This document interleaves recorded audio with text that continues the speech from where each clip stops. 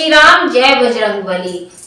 पंचवटी की कथा का दूसरा भाग शुरू करते हैं। भगवान राम और सीता अत्रि के आश्रम में ठहरे हुए हैं। अभी माता अनुसुईया सीता को उपदेश दे रही हैं।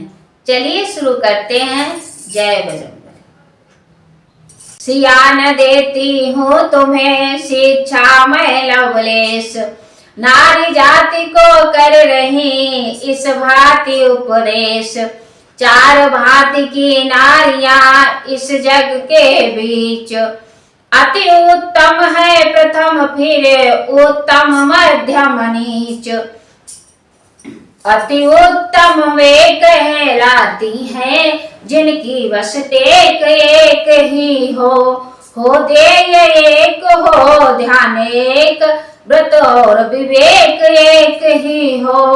जो समझ रही हो या मन में दूसरा न इष्ट कहीं कोई, मेरे पति के अतिरिक्त और दुनिया में पुरुष नहीं कोई।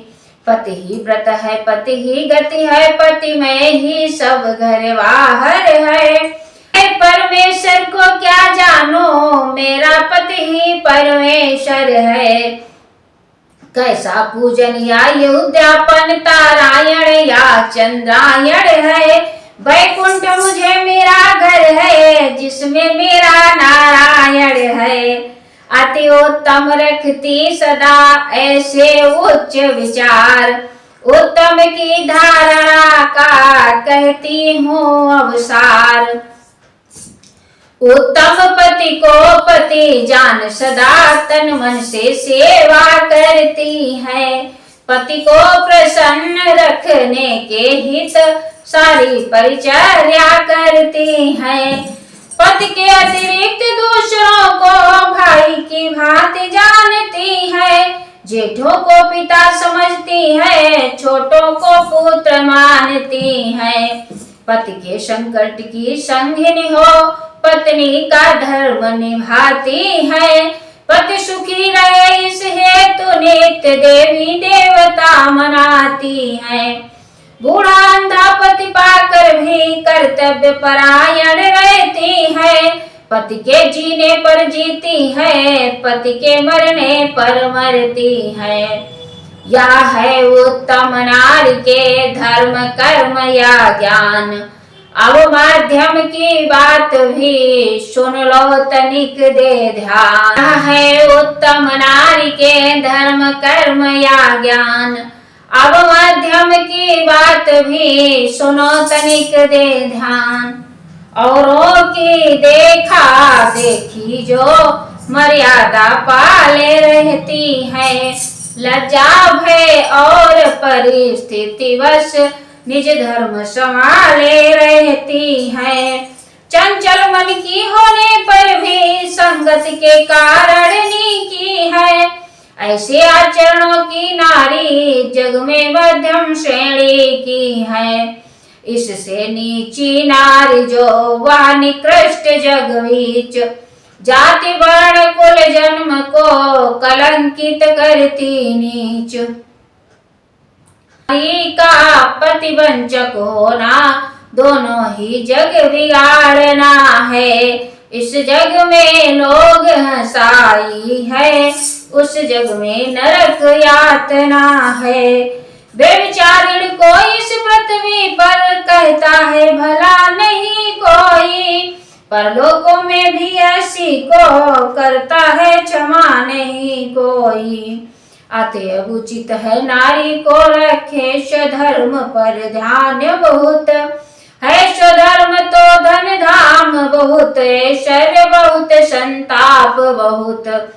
पति की सेवा ही नहीं है पत्नी का धर्म, गृह जीवन में और भी है नारी के धर्म।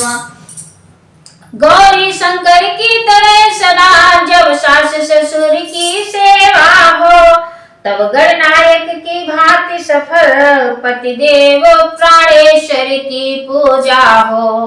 घर में घर ही का काम और धंधा जब व्रत हो, अष्ट प्रहर उसका तब घरवाली गृह लक्ष्मी है, वैकुंठ सदस्य है घर उसका।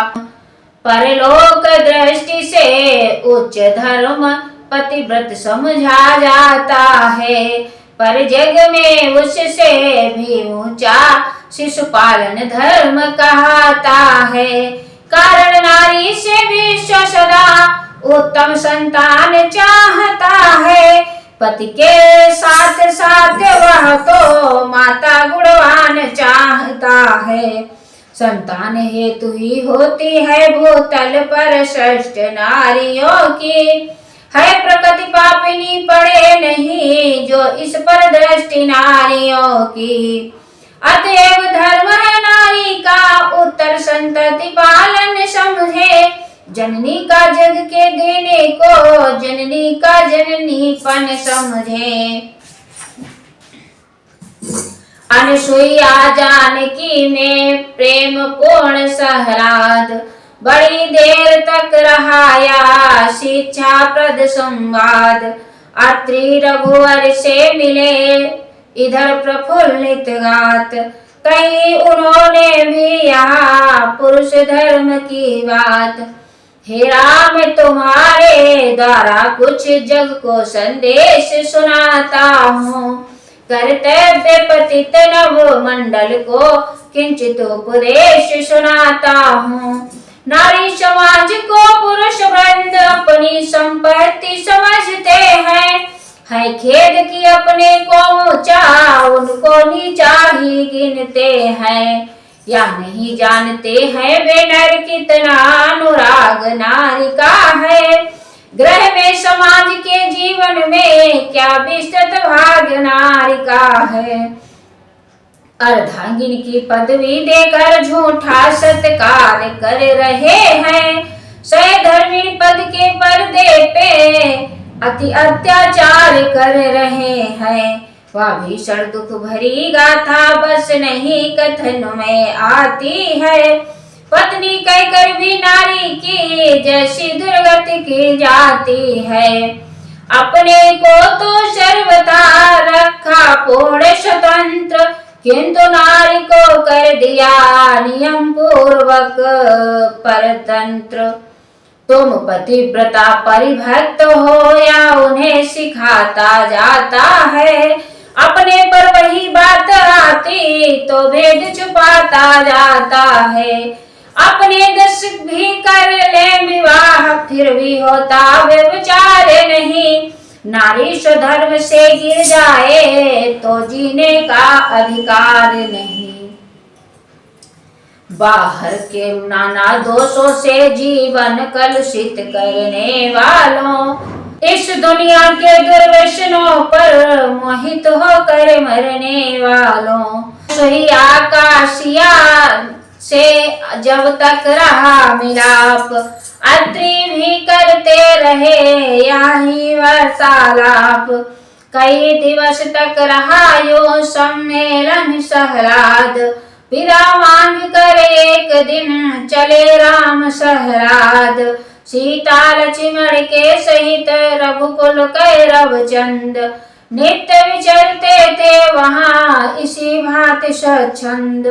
कटती थी रात कभी वन में तो कभी किसी की कुटिया में, दिन रात बीतता था इनका सत चर्चा में सतचर्या में। जितने भी दर्शनीय ऋषि थे सभी का दर्शन कर डाला, वनवासी ने वन में आकर वन ही का जीवन कर डाला। आगे चलकर मार्ग में मारा असुर विराध, ऋषियों की बाधा मिटी वनपथ हुआ अवाध। तब जाकर सरभंग से मिले सच्चिदानंद, मानो पास मोक्ष के पहुंचा ब्रह्मानंद।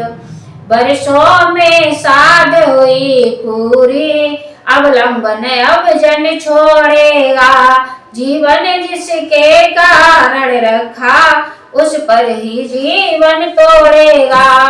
सब अपने जी की कह डाली अंतिम प्रणाम कहते कहते, श्री राम धाम ही गया भक्त, श्री राम राम कहते कहते। प्रभु छवि पर जो बार दे, प्राण पतंग समान। उस प्रेमी के प्रेम का हो किस भांति बखान। जन का गुण गाते हुए चले राम रघुराज। साथ साथ भगवान के था ऋषि मुनि समुदाय। लाया पृथ्वीनाथ को वहां प्रकृति का फेर, जहां पर आता हड्डियों का ऊंचा सा ढेर। ठहरे ठिठके एक टक लगे देखने नाथ, फिर पूछा ऋषि बंद से था जो उनके साथ। हे पूज्य बरो ऋषियों मुनियों, हड्डी का कैसा ढेर यहाँ। या तपोभूमि का है कलंक, या शासन का अंधेर है यहाँ। हाँ कितना कर कष्ट वाला यह दृश्य दृष्टि में आता है। पकड़े हैं इसने पाँव मेरे, आगे को बढ़ा न जाता है। यह क्या है कुछ बतलाओ तो, चुप क्यों हो मुंह क्यों उतरे हैं। किस माली की बगिया उजड़ी, जिसके की फूल यह बिखरे हैं। या कहते कहते करुणानिधि करुणा के साथ लगे रोने। क्या जाने क्या सुधि हो आई, जिससे सुरनाथ लगे रोने। देख दशा श्री राम की पुल का संत समाज।